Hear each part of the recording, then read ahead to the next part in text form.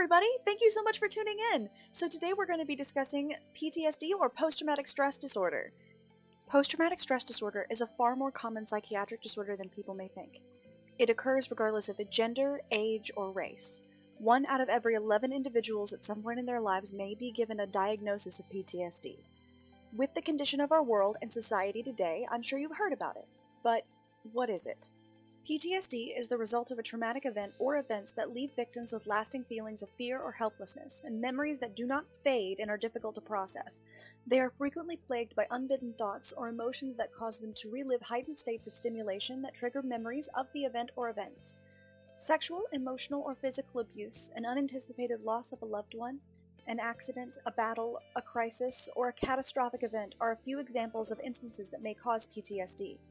Sudden or unexpected sounds or even unintentional touch can trigger significant violent emotions in those with PTSD, leading them to withdraw or push away circumstances or people that remind them of their trauma or traumatic event. Even familiar things that happen at the wrong time may act as a trigger. Years after the incident has passed, individuals with PTSD may continue to endure intense and unsettling sensations and emotions pertaining to their trauma. This is usually accompanied by feelings of depression, fear, or anger. They often experience feelings of being cut off from others, even themselves. The criteria of diagnosis reads as follows. To be diagnosed with PTSD, an adult must have all of the following for at least 1 month. At least 1 re-experiencing symptom, at least 1 avoidance symptom, at least 2 arousal and reactivity symptoms, and at least 2 cognition and mood symptoms. We're going to discuss what those are here in just a moment. Re-experiencing symptoms, commonly called flashbacks, which is a reliving of the traumatic event, can include physical symptoms like faster heart rate, sweating, and recurring memories or dreams related to the event, and also distressing thoughts and physical signs of stress. Thoughts, feelings, situations, words, or even objects can serve as triggering reminders of a traumatic event. Avoidance symptoms are things like staying away from places, events, or objects that are reminders of the experience, or avoiding thoughts or feelings related to the traumatic event.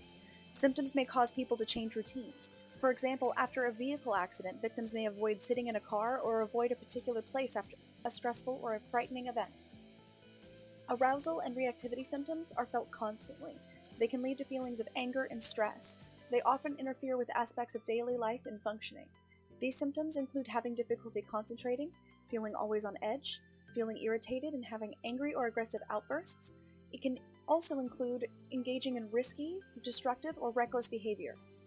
Cognition and mood symptoms involve difficulties remembering key elements about the event or events, negative thoughts about oneself or the world, exaggerated feelings of blame directed at oneself or others, and they can include ongoing negative emotions such as fear, anger, guilt, or shame. They cause the loss of interest in previous activities, feelings of social isolation, difficulty feeling positive emotions such as happiness or satisfaction.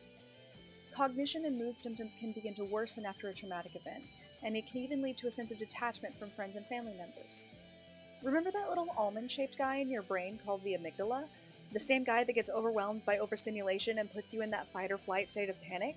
They are linked directly with PTSD, specifically the right side of the brain, the part of our brain that is responsible for creativity, daydreaming, intuition, and emotions.